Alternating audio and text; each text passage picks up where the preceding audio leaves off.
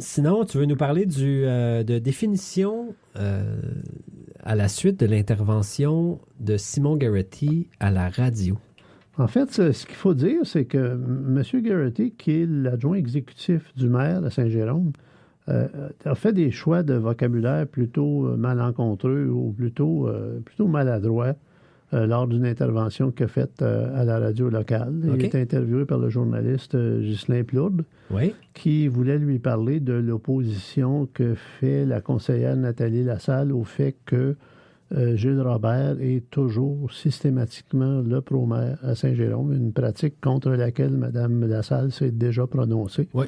Alors, l'enjeu politique ou la controverse est bien connu. Ce qui est particulier pour cette intervention-là, de la part de M. Garrity, c'est qu'il a d'abord affirmé, comme pour un peu enlever la pression sur le maire directement, mais ça, on sait comment régulièrement, c'est le travail des adjoints politiques.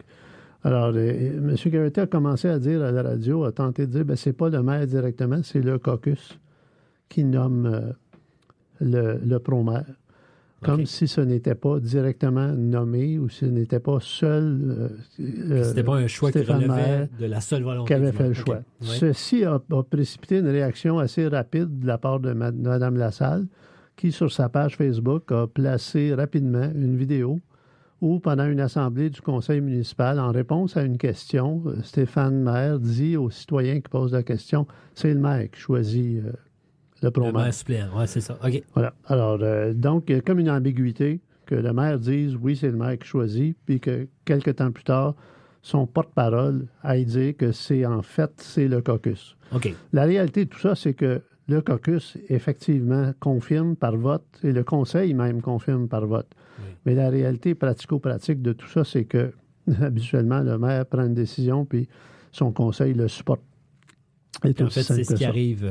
C'est ce qui arrive dans 99,9% des cas. C'est ça. Alors, c'est juste au niveau du vocabulaire que c'est un peu préoccupant. OK. Ce qui est encore plus préoccupant, c'est que M. Garrity s'est employé à caractériser cette opposition-là de Mme Lassalle comme étant une campagne de salissage. Il a utilisé 3 fois le mot salissage, comme si Nathalie Lassalle, en posant publiquement la question « Est-ce que Gilles Robert devrait toujours être le pro-maire? » Est-ce comme si ça allait salir Gilles Robert? Or, poser la question de questionner le geste d'un élu, ça m'apparaît un raccourci très malheureux et même abusif de la part d'un fonctionnaire municipal. Oui. Ça m'apparaît très abusif de considérer ça comme du salissage. Ce n'est pas salir Gilles Robert que de demander ou de poser publiquement la question « Est-ce que vraiment Gilles Robert devrait toujours être le pro-maire? Est-ce qu'il devrait toujours être est-ce que ça devrait toujours être lui de façon systématique? On a déjà aussi vérifié ou soulevé qu'il était d'usage de donner le rôle de maire suppléant à... Dans bien des cas. Sauf que la loi n'interdit pas. De désigner un maire suppléant pour toujours et à jamais, mais... Que les conseillers le choisissent de façon, on va le dire franchement, de façon plus ou moins spontanée, parce que la réalité, encore une fois, comme je l'ai dit tantôt, c'est que c'est le maire qui décide. Mm-hmm. Ça fait que le maire, quand il en fait une question de confiance ou non, voilà, les conseillers, ils se rallient, puis ils disent, on va nommer Gilles Robert. Mais tout ça, c'est contestable, c'est discutable. Dans une démocratie en santé, dans une ville en santé, quelqu'un devrait être capable de discuter de cette question-là sur la place publique sans se faire attribuer le vocable d'être un salisseur et à plus forte raison par quelqu'un qui n'est pas un élu mais qui est un fonctionnaire municipal. OK. Ouais, c'est comme si le président des États-Unis prenait un reportage d'un journaliste puis il disait que c'est des fake news. Ça peut ressembler à ça, effectivement. C'est un procédé qui est semblable. C'est du spinage d'informations. OK. Et finalement, l'autre élément, c'est que, et là, c'était aussi au cœur de la question, c'est que pendant le reportage, pendant l'entrevue, Ghislain Plourde, qui est le journaliste de CIM, mentionne que Simon Garrity est le chef de cabinet du maire. Monsieur Garrity sait très bien qu'il n'est pas le chef de cabinet du maire, il est l'adjoint exécutif du maire.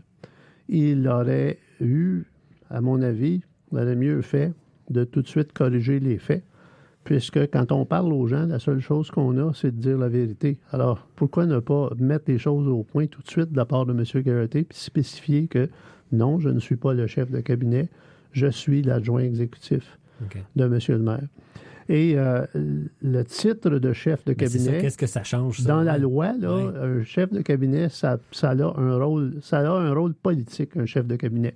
OK. Sauf que la loi ne permet l'embauche d'un chef de cabinet que dans les localités, que dans les municipalités de 100 000 habitants et plus. Ah. Alors, Saint-Jérôme est dans la catégorie de 75 000. En fait, la population officielle est 74 000. Il manque 25 000 personnes pour que le maire de Saint-Jérôme puisse s'offrir aux frais des contribuables un chef de cabinet. Qui, à ce moment-là, fait un travail politique qui pourrait dire que c'est du salissage. On accepterait plus facilement un rôle politique à ce moment-là. C'est ça. Alors, dans ce cas-ci, ce que M. le maire a le droit de s'embaucher, c'est un adjoint exécutif. D'accord. Alors, ce n'est pas tout à fait la même chose qu'un chef de cabinet et un adjoint exécutif le moindrement consciencieux aurait dû, de l'avis de plusieurs personnes, dire « Non, M. Plourde, je ne suis pas le chef de cabinet, je suis un adjoint exécutif. » C'était les 3 précisions que tu voulais apporter par rapport à cette intervention? Oui. D'accord. Oui.